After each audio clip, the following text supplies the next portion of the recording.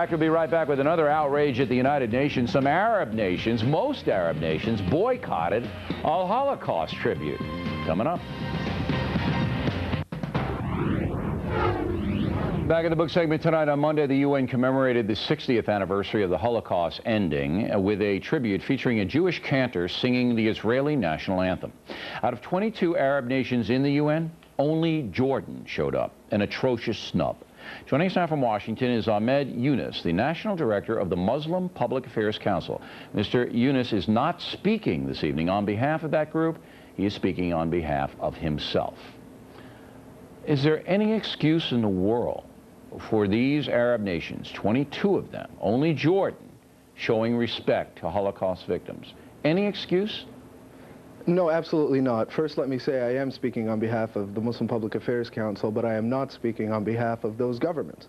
There is absolutely no excuse, and what we are seeing here, unfortunately, is expected and shameful. But the shame is not upon the people who live in those governments, because these are unelected, unrepresentative despots that have taken it upon themselves to maintain their political careers and their livelihood, essentially, at hand first, as opposed to maintain the interests of their people. And what we need to do as Americans is we need to promote effective counterterrorism policy, the fulcrum of which, the very center of which, is an effective public diplomacy program. All right, but basically what you have is now, and it's quite clear to every American watching me right now, is you have 22 Muslim nations out of 23 in the United Nations that basically say, look, we hate Israel so much that any kind of support, on a humanitarian level at all, we're going to just ignore.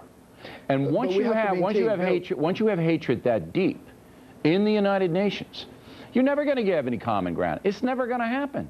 Okay, first of all, the hatred is not in the United Nations, it's in the individuals that are leading these governments. Second of all, it is not the nations that are saying that they want no relationship for Israel or they do not recognize the atrocity of the Holocaust or otherwise. It is these unelected representatives who are not represented. They're in power, they are in power. And they're calling the shots in the world. You're absolutely right. And we can't do anything about it. Oh, you better believe we can. We are a superpower, and we use our superpower to unleash that mighty force which is public opinion. And what we do is quite simple. We bolster the Islamic identity of moderates, and we delegitimize extremists, both religious extremists. Hold on, Bill.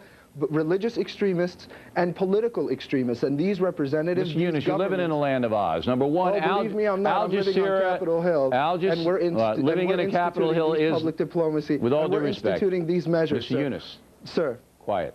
With all due respect, Capitol Hill is the land of Oz. Number two, Al Jazeera is the main source of communication to the Arab world on television. They are never, ever going to buy into your thesis. Number three, President Bush is trying to do what you're suggesting in Iraq, and 50% of Americans are against him. So I'm looking at pretty much of a hopeless cause here, sir.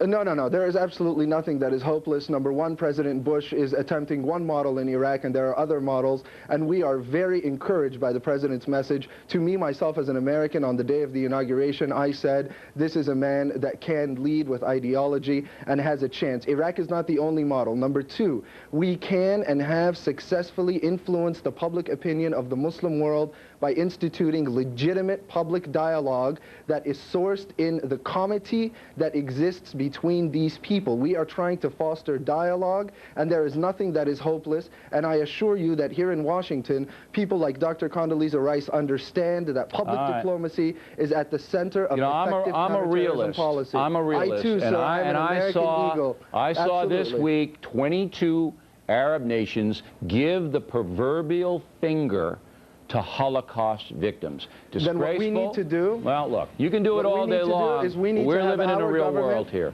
So are we, sir, and we need to have our government in the real world check these dictatorships and institute democratic regimes that will allow... We don't have enough troops to do it. We don't have enough troops to go in and impose that. We need Americans like myself and other American Muslims who are ready, willing, and able to take our message to the Muslim world. Mr. Younis, thanks very much. We appreciate it. Next, we will wrap things up with the most ridiculous item. Trust me, you're going to want to see this and some of your mail.